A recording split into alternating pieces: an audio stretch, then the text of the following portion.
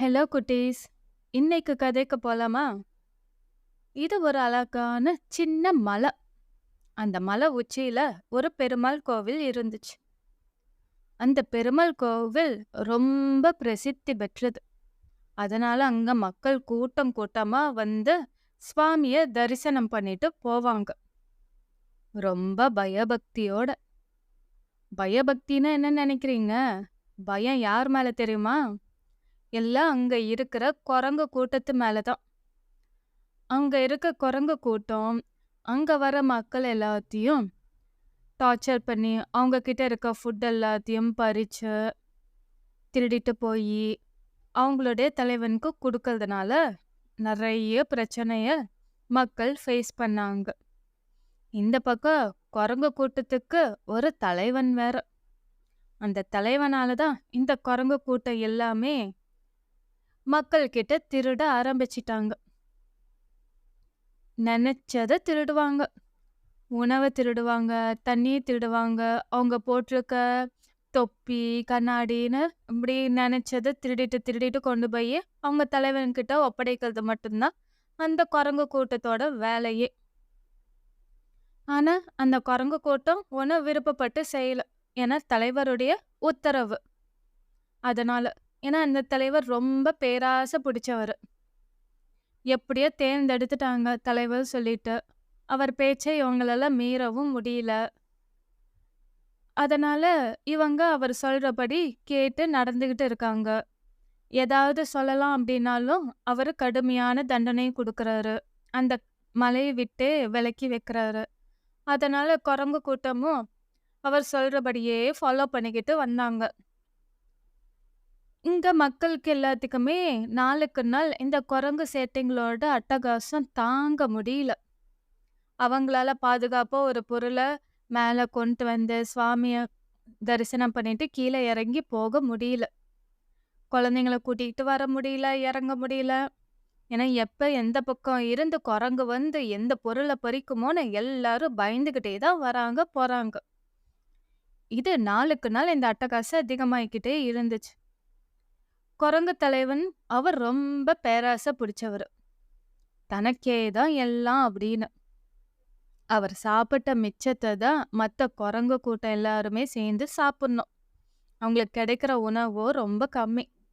இது இப்படியே போச்சுன்னா, எப்படிதான் நம்ப இந்த மலையில வாழ்றதுன்னு ஒவ்வொரு குரங்கும் யோசிக்கவே ஆரம்பிச்சிடுச்சு. இங்க மக்கள் எல்லாரும், இந்த குரங்குகளோட சேட்டை அதிகமாயிடுச்சு.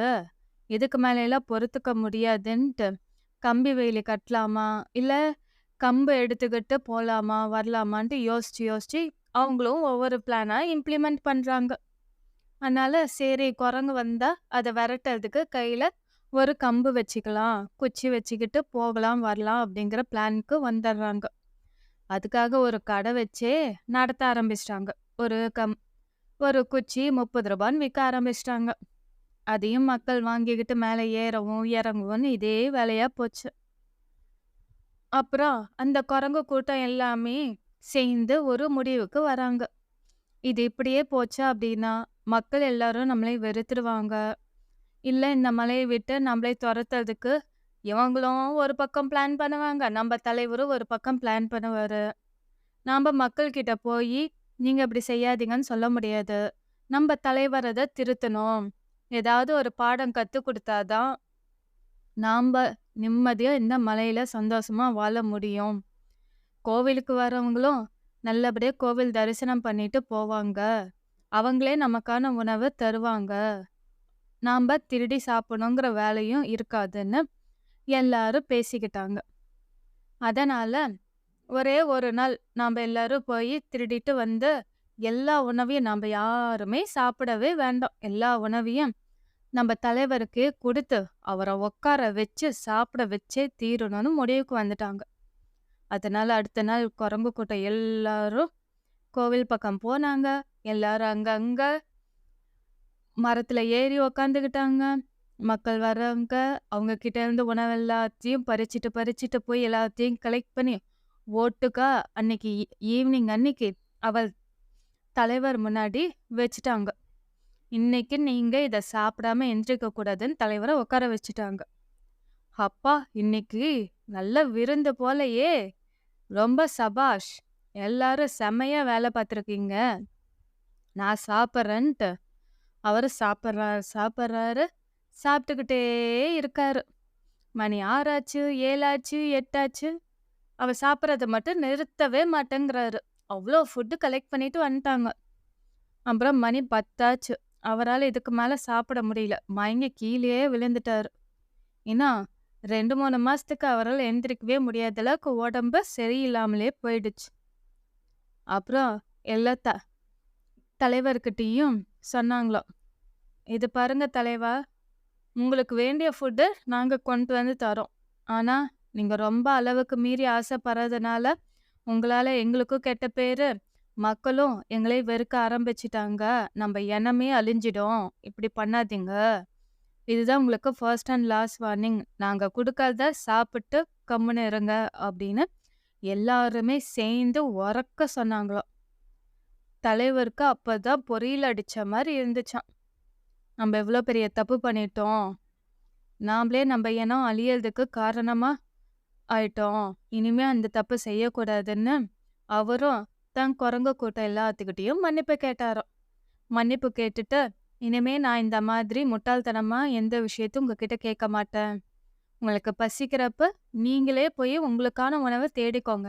எனக்கு பசிக்கிறப்ப நானே எனக்கான உணவ தேடிக்கிறேன். இனிமே யாரும் எனக்காக ஃபுட் கொண்டு வந்து தர வேண்டாம். அவங்க தேடி போய் சாப்பிட்டா தான் அவங்களுக்கு உடம்பு நல்லா இருக்கும்" அப்படின்னாராம். குரங்கு கூட்டம் எல்லாரும் ரொம்ப ஹாப்பி ஆயிட்டாங்க. "தலைவரே, நீங்க புரிஞ்சுக்கிட்டீங்கல்ல, எங்களுக்கு அதுவே போதும். என்னைக்கு இருந்தாலும் நீங்க தான் எங்க தலைவரு.